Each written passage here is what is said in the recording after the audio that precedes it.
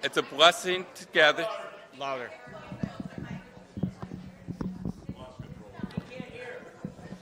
Welcome. There we go. We'll hold the mic. Woo!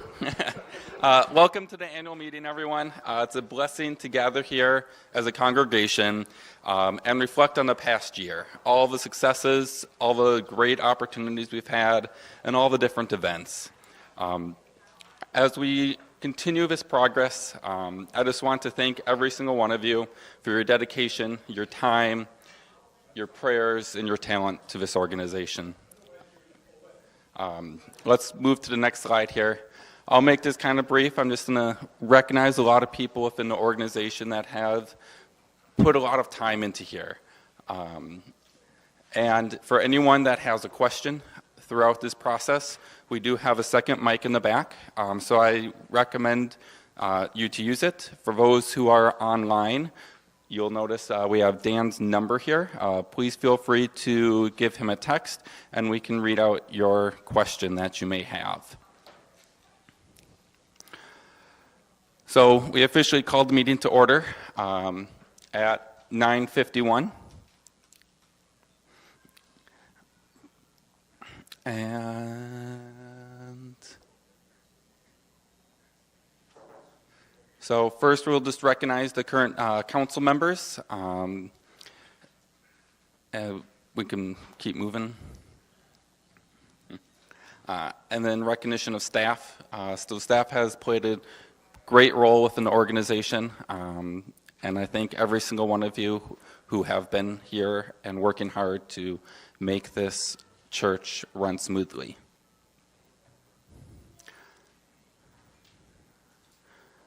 Volunteers also make up a great portion of this organization. A lot of time and talent has been spent. A lot of you have been a great contribution to the church. I'll probably just name a couple people who have went above and beyond this past year. I'd love to thank the AV team. They redid all the AV work within the sanctuary, new cameras, new for abilities to stream online. It all works great. If you haven't seen the videos online yet, I highly recommend it. They are really good quality. I'd love to thank the Buildings and Grounds crew, Jim Titsey in particular, for all the work that he's been doing to keep this place running smoothly. I'd love to thank the transition team, the call committee, and I know there's a lot of you out there as well that I haven't named, and don't think that your work has gone unnoticed. It is a great appreciation, everything that every single one of you have been doing for us. I'm going to pass it off here to... Is that the next slide? Oh, review the annual minutes. Sorry. 2024 meeting minutes, we'll need to get an approval for those.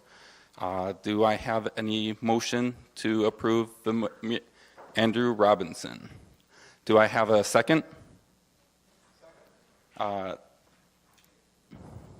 Yes. All those in favor? Aye. All those opposed?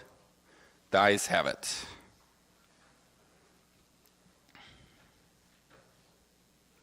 We'll pass it off to Bill now to give the good news of finance.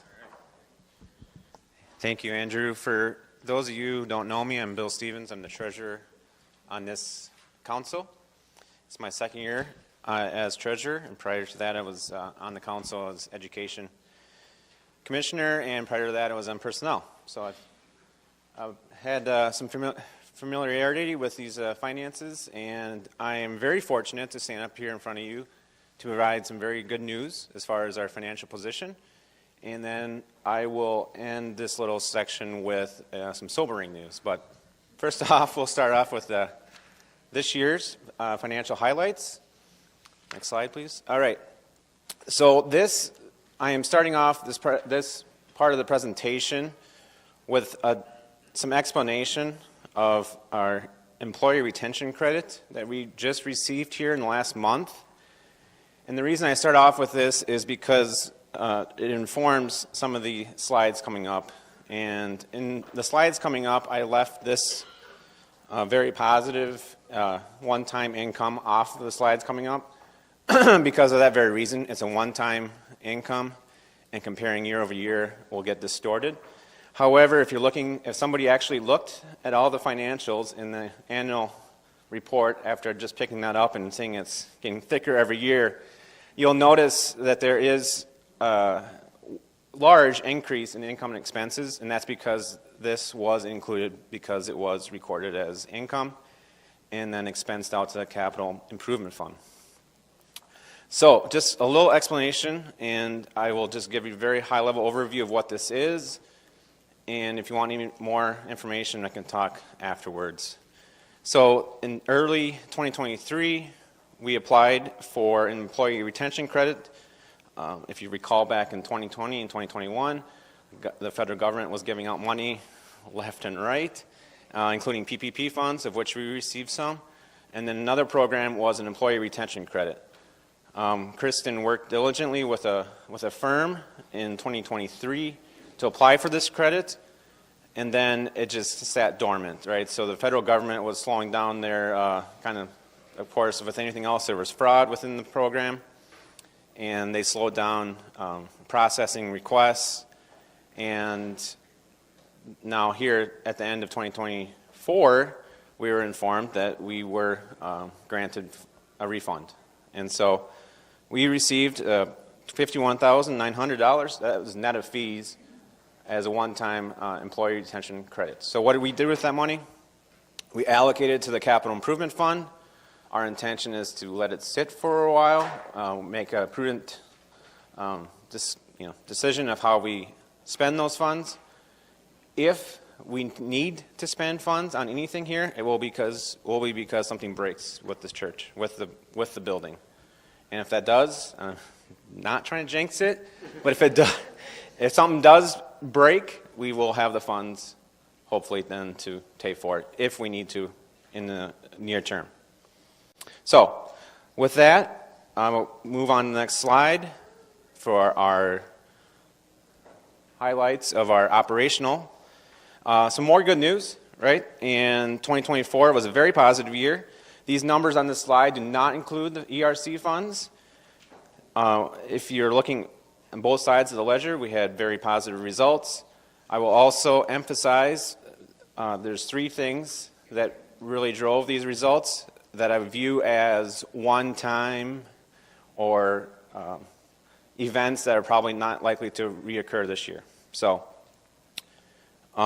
if you're looking at the income side, we were about $17,000 over budget for building use income. And that was largely driven by two churches that were using our church here. And unfortunately, both of those churches are no longer using our church. One is using another location, and the other church, for lack of a better term, disbanded. And so our budget in 2025 reflects that. We were very blessed to have about $17,000 of extra income in 2024 that we didn't expect, but we don't budget for that this year coming up. On the expense side, two I would call one-time events, scenarios benefited us. One, we didn't have a full-time pastor for about 3 months, and so we saved on expenses. Fortunately, we do have a full-time pastor now. And so thank you, Pastor Joseph. And so while we did budget, on the high side last year, expecting to have a full-time pastor, it still did save us on those expenses. And also, if you recall, we didn't have any snow last year. We had very little snow. And so we didn't have snow removal costs. And in the winter here this year, so far, we haven't had very much by way of snow removal. So, the forecast looks like it's pretty dry, but we all know how that can change. And we know that snow removal can get very expensive very fast if we have a very snowy spring. So we budgeted for, we'll call it a normal year. If anybody has any idea what a normal year is for snow, please let us know. But we did increase the budget for snow removal. If we don't get snow, we will have hopefully some extra money at the end of the year. So, next slide. And then to sum this up, we had $55,000 in net income. We use the term net income. I know we're not a income generating organization, but in terms of accounting, that's how we refer to it. Sometimes you look at it as a surplus, use the term net income, and that does not include ERC funds. So 55 plus 51, we had a very strong year. So how did we allocate that overage, net income? We've had guidance that says we need to show on our books that we zeroed out. And so how did we zero out that income? It's a good problem to have, right? And so we started off the top. We took 10% total in tithe to our 4 core service partners. That'd be $1,400 each. We rounded that to $1,400 because, you know, we like round numbers. Next, we took $5,000 and we replenished the pastor sabbatical fund. And so the reason we did that in 2024, if you recall, during our pastoral transition, we had funds, we had expenses related to that transition. And because we didn't have a pastor on staff that was going to take a sabbatical anytime soon, we took that current sabbatical fund to finance the pastoral transition. And so we decided, since we have a surplus, this would be a good time to replenish that fund. Next, we allocated $1,000 to the Congregational Scholarship Fund. I'm not going to go into lengthy detail on what this is. This is a new fund that we're looking to start, and this would be towards our congregation members who are looking to further education. We seeded this program with $1,000 to a dedicated account. For that reason, this money does not have to be spent this year, and it can roll over to next year. We're looking to develop this program, and Emily Pollock will have more information. If you saw in the bulletin or in the weekly newsletter, there was a short brief about that. More to come on this, but this is allocating to a dedicated account, and so it doesn't need to be spent this year, but looking to start that fund. And then $500 to Random Acts of Kindness. We have about $500 in it already, looking to boost that dedicated account, and what that is for the pastor to provide gift cards or other means of resources for those who are in desperate need it could be food, clothing, any type of short-term services. And then the remaining overage, we allocated 50-50 towards the principal and the mortgage, and another 50% of that to the capital improvement dedicated account. So that was approximately $21,500 to both the mortgage and the capital improvement. So 51 and 21 added to the capital improvement. We have some money in that account. We also have, spoiler alert, we have some big expenses coming up. So any questions on that? If you want to go to the next slide as your. All right. So yes, sir.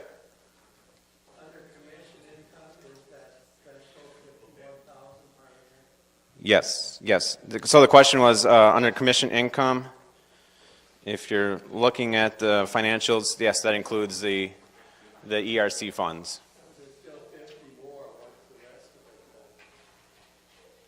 Still at 50 more. So what was the commission income? 101. Okay, yeah. So good question. So that is 65,000 was our gross amount from the ERC funds. And then we had the building use income that was over budget. So, and then we also had our standard income building use that we expected, and there's some other places that we get for commission income. Yes. How does the income this year compare to other prior years? Okay, so the question is, how is the income in 2024 or 2025? 2024 compared to last year. If you look up here on the slide, good question. If you're looking at other income, let's see, total revenue in 2024, we had 647,000, And then in 2023, we had 614. Now, also, a lot of that was driven by those, I would call one-time non-recurring income. This 647 up here does not include the ERC funds, so I just wanted to highlight that as well. So if you add the ERC funds, that goes above 700,000 for 2024. The other thing I'd like to highlight, our faith promises, our core source of funding for the church increased from 23 and is also over budget too. So I know I've talked a lot about these larger numbers with these one-time funds, but I think it's important to highlight our giving increased, and as I'll talk about in the budget discussion, it's projected to increase again in 25. So thank you. Next slide. All right, so our cash position, very good, very strong. As I noted before, we had capital improvement. If you look there, that's to highlight that, 117,000 almost right now.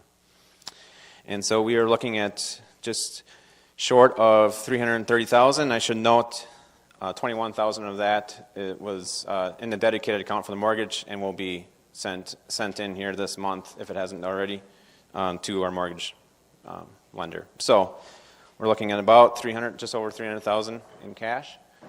I just want to highlight also, we do have right now 50,000 in CDs. Kristen and I are going to meet here in the next couple of weeks after all the expenses are figured out and allocated from year end, and look at our fixed income position, and probably we'll purchase more CDs and balance between locking up money for too long but also looking at get a better return on our cash. So, all right, here's the Debbie Downer, the sobering part of the presentation. But I wouldn't be doing my job if I didn't bring this up. So we have two large upcoming expenses. The big one here is the mortgage. We all know that. If you've been here for any time, we've had mortgage discussions for a long time, much longer than I've been here. Right now, we're doing well. We are at 3.5%. We have a 20-year term. However, the mortgage interest rate is going to reset per our contract in June of 2026. So about less than 18 months out. The big issue is that, as you all know, interest rates have gone up. If interest rates go back down to where we can get 3.5%, that likely means we're in a recession. So kind of balance out that outlook. So looking at just using a mortgage calculator, I did some calculating. If we aren't able to refinance and if we have to stick with the same contract that we're on right now, our payment likely will go up by quite a bit. So I have the numbers up there. If we are able to refinance, either with another lender or with a current lender, and we can recast from our principal that we've paid down, because we've done a very good job, I think, of paying down the mortgage in the last 3.5 years, we can lower that payment to about what we're paying now. If rates are at 6.5%, if we are able to recast, and if we use a 15-year term. That's a lot of ifs. So we have, I just noted here, I didn't note it on the slide, but we have paid down $327,000 on our mortgage since this was redone here in 2021. So very good, but still a ways to go. And then the last, I'm not going to get into too many details because that's a long discussion. Our parking lot is in need of repair, and there are a lot of different options of what we can do, all of which are going to cost a lot of money. And some preliminary, I'm looking at Jamie, some preliminary, I would call quotes are quite high, very high. So something to think about. And with that, next slide, talking about that, we have, we're going to get this finance committee, commission, advisory group, whatever you want to call it. We're going to get that started. And what this is to talk about how we're going to pay for the mortgage going forward, how are we going to pay for a parking lot repair? And on the positive side, how do we best allocate those extra funds that we have, that we've earned, or not earned, but have been given? And so the first meeting we're going to have between services on February 23rd, likely in that room over there. And again, this is an advisory group. The council is the one that's responsible for making the final decisions, but this is very high level, looking for some creative ideas and people with good contacts in the lending industry. And yeah, just looking for an open discussion and set a pace of meetings going forward. You know, as we get closer to mortgage reset, it might be more meetings, but at least get the conversation started. You know, one thing we're looking at, if we can get locked in at a rate now, there's some benefit to that, but then you're looking at an extra year. I mean, we're at 3.5% for our mortgage. It's kind of hard to, you know, hey, let me pay 7% here. That sounds like a fun on a $1.2 million mortgage. So, with that, any questions on our performance? I'm very blessed and very fortunate to be standing up here in front of you with very positive news. But it's gonna come. Winter's gonna come here in a couple years. So, any questions? Again, more than willing to have side conversations with anybody at any time. But if you have some good ideas, just want to listen, Finance Advisory Group Committee, we're going to meet on February 23rd. All right. Thank you.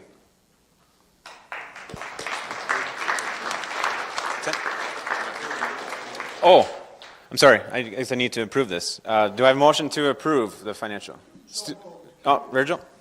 Second? Stuart? All in favor? Aye. Anybody oppose? Anybody want to give the money back to the government? Okay. All right. Thank you.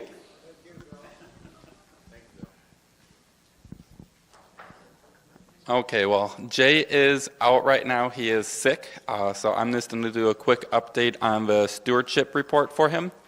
Overall, the stewardship campaign was a great success. We had pledges come in. Some highlights, we had 4 new giving units this year for CCLC. We had 6 included in their estate plans. We had 36 giving units increase their pledges, and we had 38 are using Simple Giving, which is our online giving tool.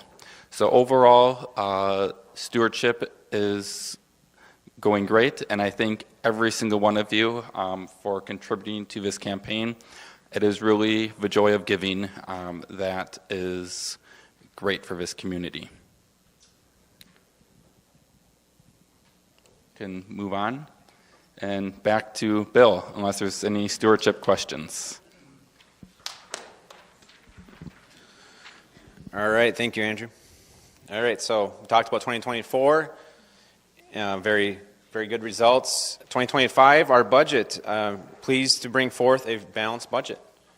And thank you all who made pledges, and it was very helpful for us to forecast our income so we can forecast our expenses. And again, we were very fortunate to have additional income as we're look here at Total Faith Promises. It's a 3.4% increase over 2024. And so that allowed us to do some very much needed projects that we're going to budget for, and also able to provide a increase for eligible staff. And so very, very positive. Again, this is a budget, and I really hate to be so down, but things can happen, right? We could run into a very snowy spring, something could break. I mean, we have all sorts of things. The good news is we do have funds if something happens that we can tap into. So, looking at the budget, as I mentioned, 3.4% more or increase in Total Faith Promises. Other income, that main reason that is down from 2024 actual is because those 2 churches are no longer renting from us to use this space. Maybe there's one church that is testing out. Hopefully it goes bad so they can come back here. But I shouldn't say. But overall, we have a total income. We are budgeting for just under $650,000. It's a slight increase from our actuals in 2024. But it's also, I wanted to note, it is, well, I have a slide at the end, I'll explain it. But go on to the next one, next slide. So staff costs, that's our largest expense here at the church, obviously.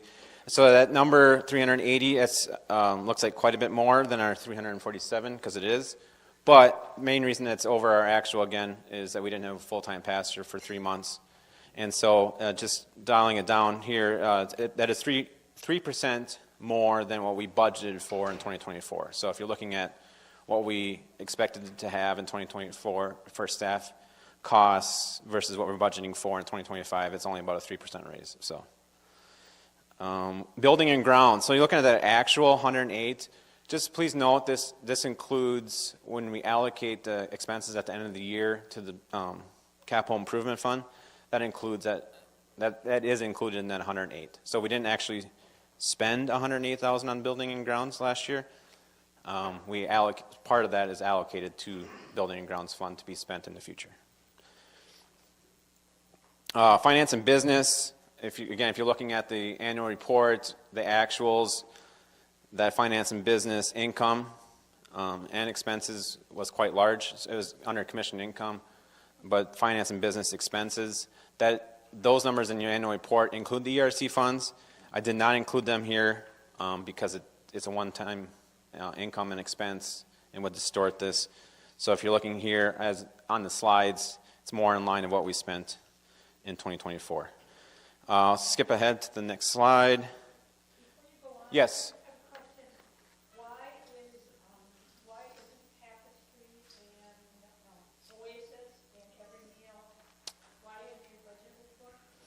Yeah, there's some history behind that, and I'm going to, if I mess this up, please somebody correct me. 2 of those we budget for in operating, and then 2 of those we budget. We don't budget of operating. We expect the congregation to give in-kind donations and also loose donations, if that makes sense, to meet our pledge. We did. Correct. And somebody. And Emily's looking at this too for this year of how we allocate these funds and how we budget for them versus receiving money from the congregation, if that makes sense. Yeah, we collect for all 4 all year round from your donations come in. And then always as we have like the bucket, and we donate the physical items, same with these obviously. Tapestry is kind of a unique, they're almost like we're sponsoring their congregation, so what you see in the budget is actually our support of the church. It's not necessarily giving them money. That's where the actual partner. But there's more to it. Every meal the congregation is always more than generous in giving, so we always have to cover our pledge per se to them. So we do pledge $3,000 a year to every meal, and that usually comes from donations here. Sorry, I don't like microphones, so I was trying to avoid that. Yeah, and same with Oasis. We don't typically give them cash. We do the stockings, we do other things. So there's kind of each of our 4 core has kind of a different relationship for us. And then Veep, we've just always had it in our budget. It's just been there forever as far as I know. But we give significantly more. You don't always see it through the financials because it's coming out of dedicated accounts. So like in January, I think I'm cutting checks to both of those for like $3,500 to both Oasis and Veep that have been from your donations and things. So like I say, each relationship is different. It's not necessarily in the budget, but our congregation is definitely very, very, very supportive of all 4. Thank you. The next page. All right, so just one item of note here. the service, we have 2024 actual, that's $1,000 that I mentioned in the Congregational Scholarship Fund. And then the mortgage expense, again, that 141 includes the 21.5. And so we're budgeting for 120,000 towards our mortgage like we did last year. And then, so if you're looking at total expenses, we have a balanced budget, 649.5, and then if you're going to go to the last slide. Oh, sorry. All right, and so that is, sorry. All right, so total income expenses, it's about 2,300 more than we had actually spent and expensed in 2024, and a 4.1% increase over our 2024 budget. Also, want to highlight this does include a full-time pastor and increases for our eligible staff. Also of note, building and grounds budget, the operating budget, includes funds to trim and remove the trees. And so a lot of that 4.1% increase over our 2024 budget is towards that. And so mortgage, again, we're projecting, we're budgeting $10,000 a month, and that is about $9,400 over our minimum payment.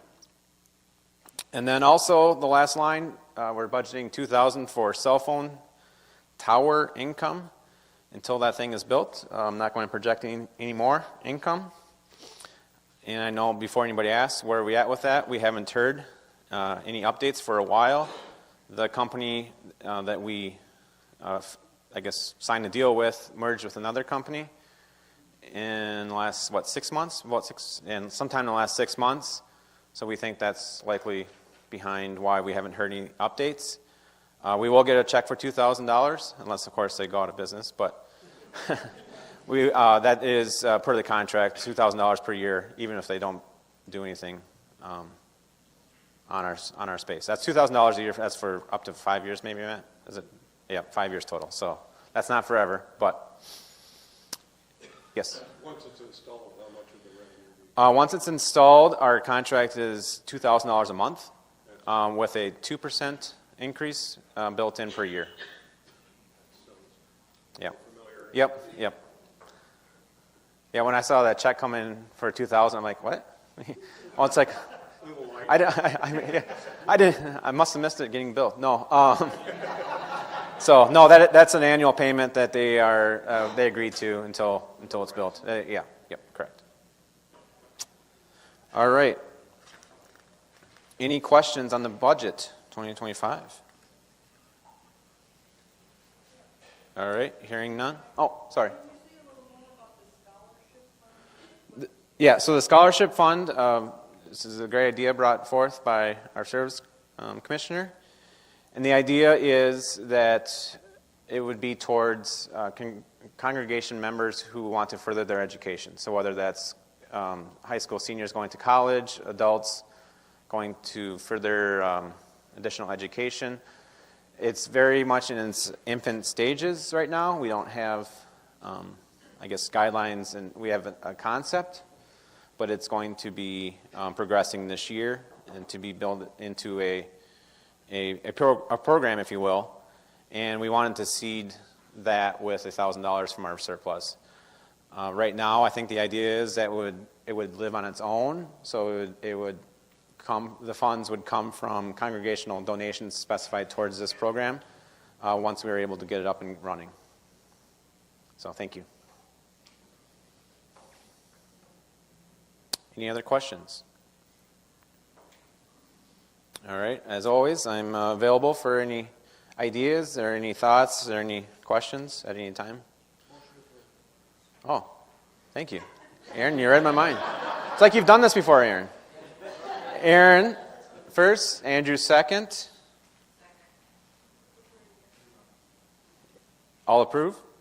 Aye. Any against? Sorry, I'm not used to that part of it. All right, hearing none, motion passed. All right. Oh, thank you. Thank you, Bill.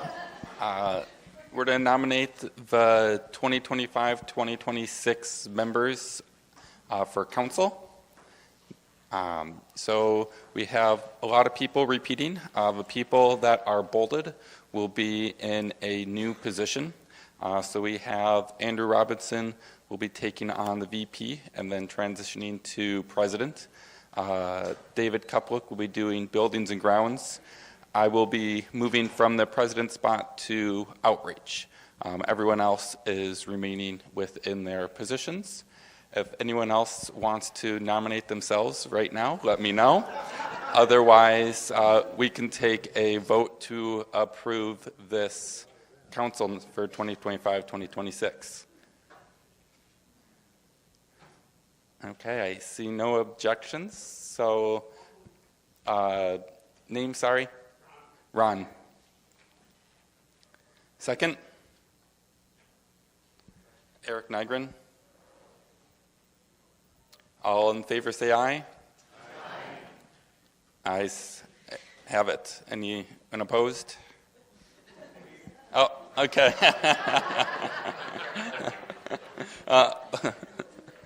Okay, too late. Yep. Pastor report. Pastor Joseph. Thank you. So I have to be somewhere at 10:45. So if this goes long, you can let me know. I'm going to do this in 3 parts, kind of like my report. Did anyone have questions about my report? If you do, you can email me later, give me a call. In 2 Corinthians, St. Paul writes, "We look not at what can be seen, but at what cannot be seen. For what can be seen is temporary, but what cannot be seen is eternal."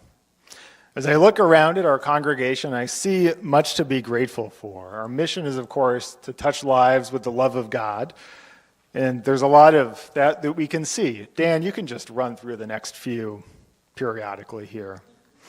There are, of course, the official on-the-rolls members of our congregation who are in the pews on Sunday or at the annual meeting. That's you, that's great.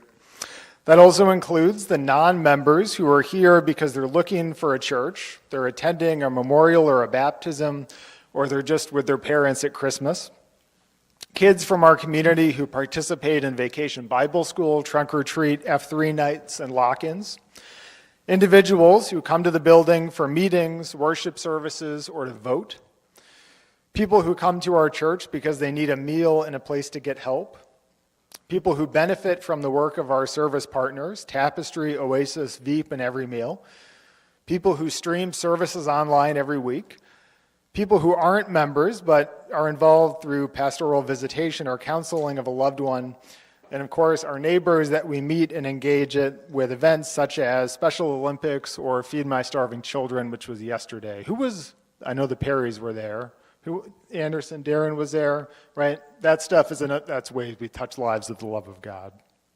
And yet, there's even more that we do that we don't know the full impact of. And these are the unseen parts of our ministry, the ways that we help others in ways we're not fully aware of. In Surprised by Hope, N.T. Wright writes, "What you do in the present, by painting, preaching, singing, sewing, praying, teaching, building hospitals, digging wells, campaigning for justice, writing poems, caring for the needy, loving your neighbor as yourself, all of that will last into God's future. They're part of what we may call building for God's kingdom." So for all the ways that we together as the body of Christ build God's kingdom in ways seen and unseen, we say thanks be to God. We'll go to part B. That worked out well. Okay. I want you to imagine a year ago when you had this meeting, what emotions were going through your mind. Maybe you were anxious. What if the new pastor is really different from the old pastor? What if I don't like his sermons? What if he's from New Jersey? Sorry to disappoint. You may be excited. The new pastor could be interesting. Maybe they can help me with an idea I have. Maybe they have some good resources for me. Maybe you have questions. Did we submit the MSP to the assistant to the bishop or the DEM? Did we get the candidate's RLP? Where did the candidate do CPE? So many acronyms. OMG. And of course, you may just be impatient. Why does this take so long? You order something on Amazon, you get it in 2 days, you enter a call process, you get a new pastor in 2 years, it seems like. These are all normal parts of the call process. I'm sure many of you felt these ways at different times or at the same time. But I want to thank you for your support in this transition process. I've enjoyed getting to know you and the congregation as we grow together. And when I visited in May, I said basically, if you call me, I'll give you my best effort, I'll treat you with respect, I'll have a good attitude. I hope I've lived up to that in these first 6 months, and I thank you for your support in the transition. So now we'll go to part C.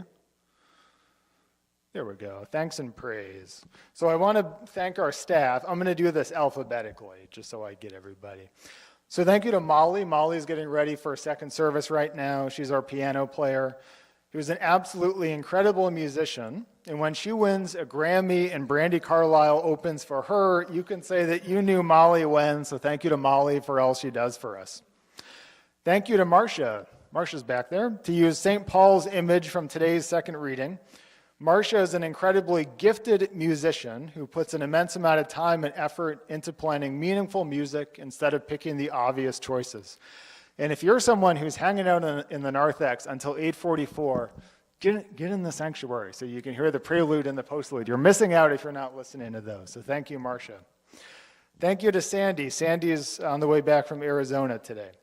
Sandy helps all of our members use their gifts, and in addition has a great knowledge of the congregation, is basically a walking encyclopedia for CCLC, which has been super helpful to me. Sandy also, very diplomatically, tells me when I have bad ideas, which I appreciate, and happens more often than I would like. So thank you to Sandy for all you do for us.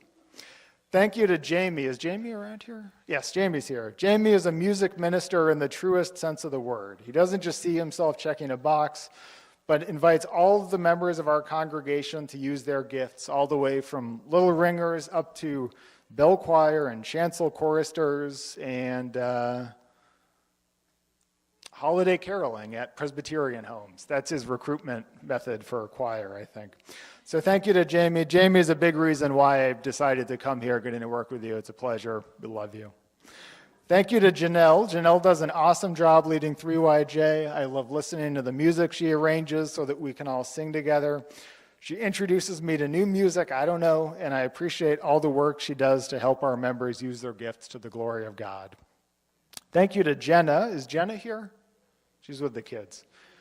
There are some theologians who describe God as pure act, and I think that designation could also be applied to Jenna. Jenna is a seemingly endless source of energy and fun and ideas, and if you see the way the kids at church talk about Jenna, you know basically all you need to know about Jenna. At moments like when they invite someone to handle the snakes, I'm so glad we have a children's minister here. But in all seriousness, Jenna is the children's minister I wish that I'd had when I was a kid, and I'm glad that she'll be my kid, CYF director. Thank you to Berto. Show of hands, how many people in the past week thought about the upkeep and maintenance of the church? Besides Jamie, right? There's very few, a few, right? That's because Berto thinks about this so much. Berto puts an immense amount of time and effort with all these building, rentals, facility use cases. He goes totally above and beyond to keep the facility in good shape for everybody who comes in, so thank you to Berto. Thank you to Bambi. Bambi, our office assistant. She edits bulletins over a week in advance. She welcomes everyone who comes into the office with a smile. She treats everyone with kindness. She knows Word, Publisher, Excel, Outlook, Constant Contact, and can read my handwriting sometimes. Bambi is everything you want in an office assistant and more. We're so glad she's here. Thank you to Kristen, last but not least. Kristen is, I was going to call you the Carl Anthony Towns of office managers, but I don't want you to leave. I want you to stay. Kristen is my first ask whenever I have a question about basically anything at church, because she has such good judgment and wisdom about this place. She also explains finance things in a way that a lay person like me can understand. So grateful that you're here and we get to work together, Kristen. Thank you to our parish council, Andrew, Dan, Bill, Jamie, Jody, Lizzie, Jennifer, Emily, and Jay. Could we get a hand for parish council?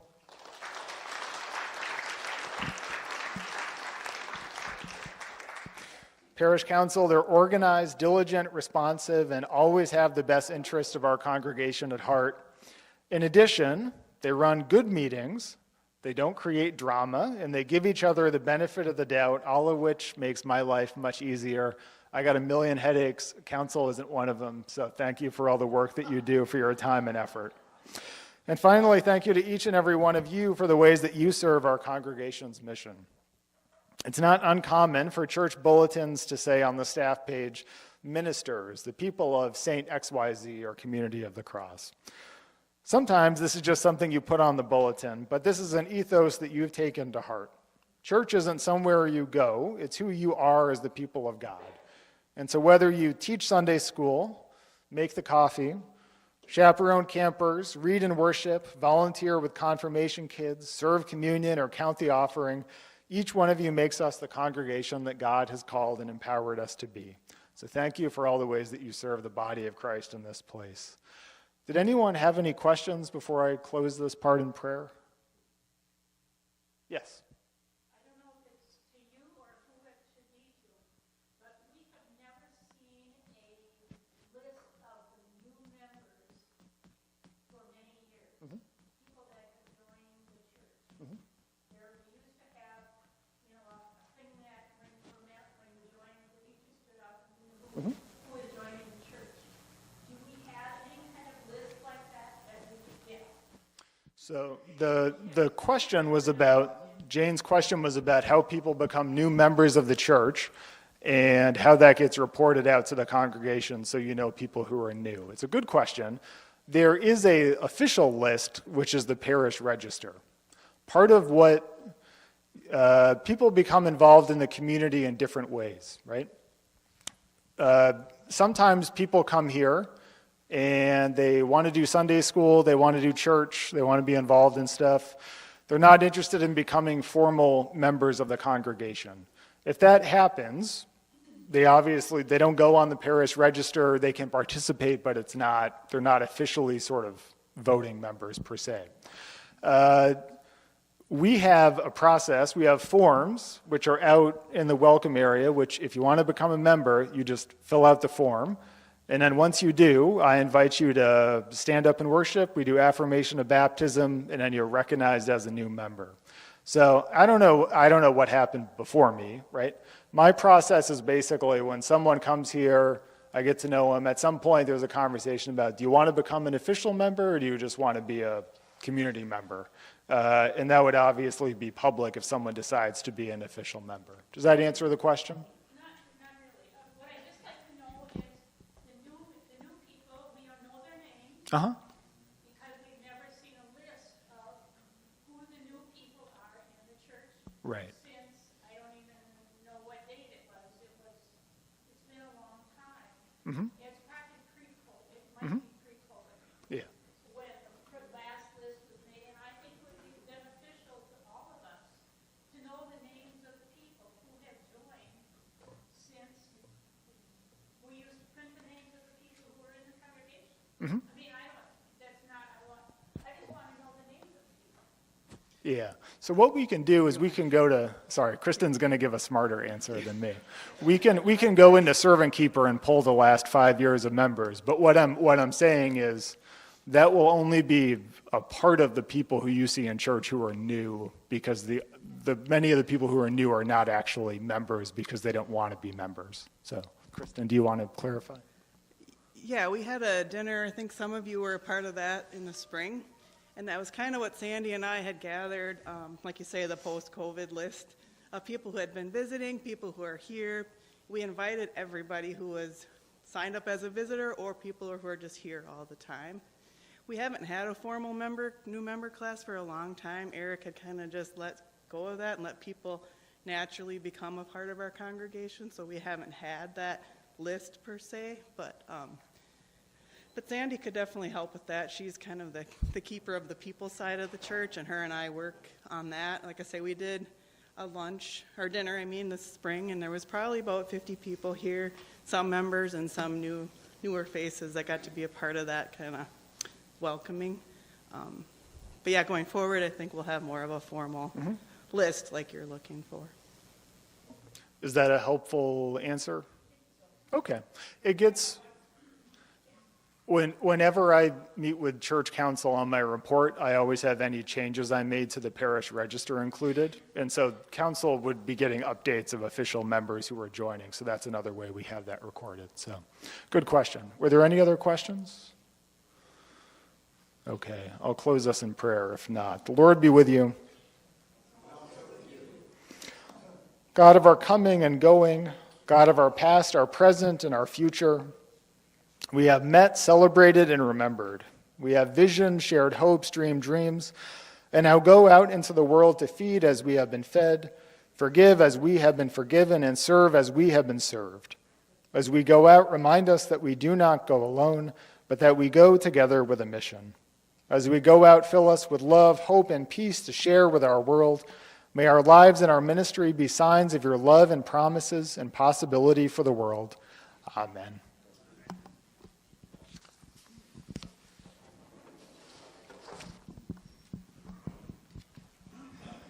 Thank you, Pastor Joseph.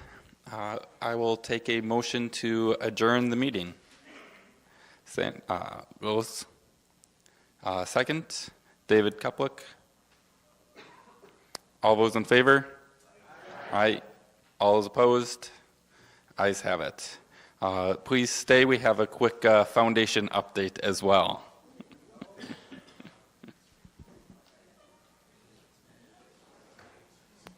Thank you.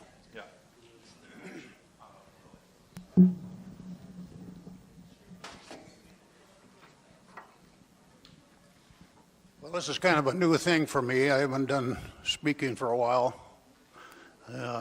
Although as an engineering manager for 48 years, I made speeches before, before large gatherings. But anyway, my name is Virgil Gelsma.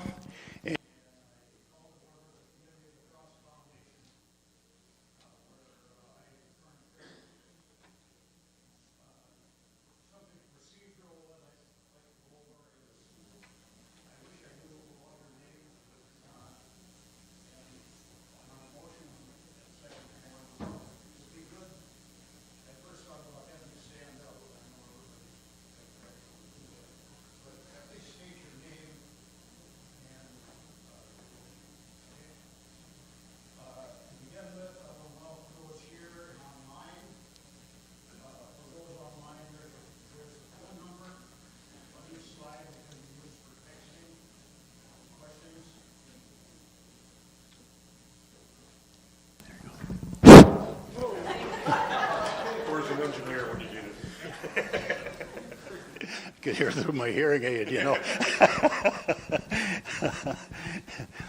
Anyway, the slide has the phone number on there, and they can text questions in if there are people online, and Dan will relay those to me as needed. Let's see, I don't know, can't see what your slides are. There we are. Okay, the introduction of the current board members. Myself and Scott Swanson, the vice president, is Scott here. He goes to the second service. Matt Perry, and right over there. Okay. Mary Halfstead is the secretary. And we've Rick Gustafson is. Rick, are you here? Lucky guy, huh? Kurt Peterson, who's laid up a little bit, and Carla Steinbach. Is she here? I guess not. Okay. I do want to especially recognize Kurt Peterson, who has done so much for the foundation. He served his maximum terms, and then of course he volunteered, and we approved him for another term. So I just want to pass along. The foundation is especially grateful to him. Next, we have the review of the 2024 annual meeting minutes, and the report is in under the cover here, and Okay, so you had a chance to look at that, and maybe some even read it. So what I'd like to do then is, that's what I'm going to do. Okay, do I have a motion to approve these 2024 minutes? Andrew, okay. The reason I want to state the names is because I rely on our secretary to, for the minutes.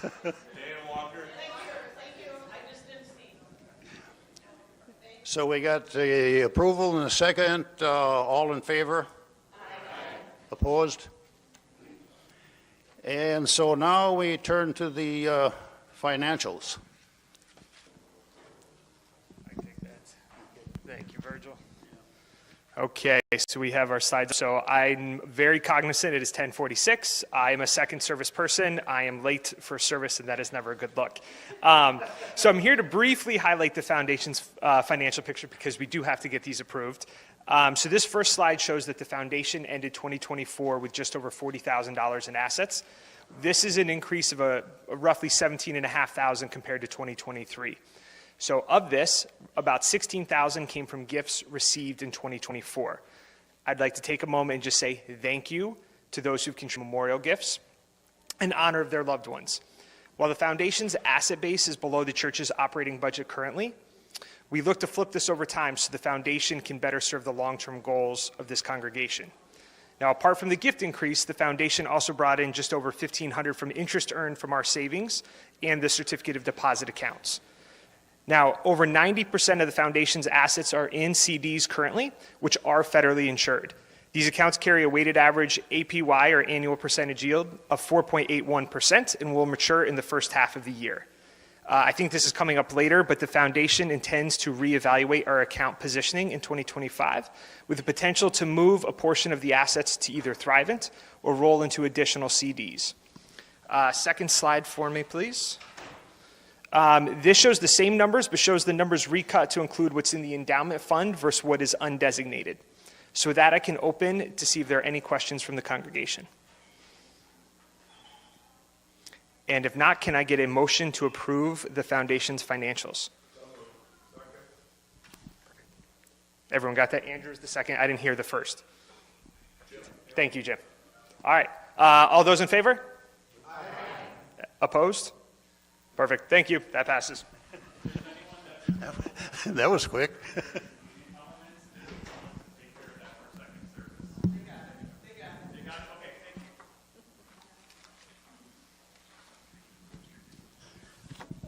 Next will be the election of the foundation members. I'll go over some of the background. Is that posted on there? We got to go back. These slides kind of got a little, maybe got a little out of line. Let's see if we can go to, there we go. Okay. Just for a little background on this, Rick Gustafson, Mary Hafstead, and myself, terms expire in June 30th, and Rick and Mary are willing to serve an additional 3-year term. The foundation bylaws allow for a maximum of 3 3-year terms, and the bylaws allow for up to 9 members. And at this point, we have 7, soon to be 6. Soon, I mean by the middle of the year. We would like to have you, we would encourage you to, if you're interested to become a member of the foundation, we'd certainly appreciate your vote on this, so we could use people who are very interested in foundation work. Next slide. Okay, then. Hold the microphone up. We can't hear you. Hello? Can you hear me now? Yeah, we got a. What's that? Well, we've got a motion to approve Rick and Mary for another 3-year term. All in favor, aye? Aye. Opposed?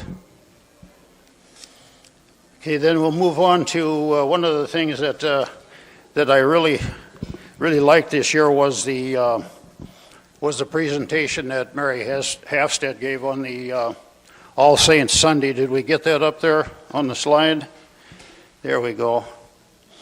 And in this writing, she indicated that she was grateful for the friendships and support that the Community of the Cross has provided her and her family. And she made this presentation on All Saints Sunday, where on All Saints Sunday we remember those who came before us to build CCLC. And also it is a good time to look forward and invest in CCL's future through the endowment fund. Because she has seen the benefit of the endowment fund in her own hometown. Thank you, Mary. Next slide. I think the next slide should be the endowment fund and legacy partners. Oh, this is a writing that I really like. We spent some time on. So please go over that. It was presented last year. But it kind of pulls together all the things about the foundation, the ways of giving, the benefits of the endowment fund, and we certainly encourage members to include the endowment fund in their estate plans. And then we show a recognition of those families, including the CCLC endowment fund in their estate as legacy partners. Now the report in there, it's a 2-page report. It talks about legacy partners, and if they have agreed to have their names published. We only publish the names if we have permission. Next slide. Again, as we do every time we talk about the Community of the Cross Foundation, we continue to encourage the members to include the CCLC Endowment Fund in their estate plans. And we want to give a big thank you for those who have contributed. As the Treasurer's report showed, we have made some big strides this year on the money taken in. Also want to thank, one thing that I've noticed is not always do we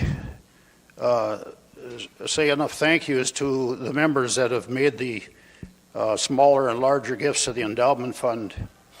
And I think we should do that more and more, actually, because they're helping to grow the fund. And during the 2024, we met with Thrivent, and we're learning about their services. And now that we have a minimum investment amount of $25K, we will explore their, if there's more of their services that we can use. And we'll do that in the coming months. Are there any questions on any of those reports?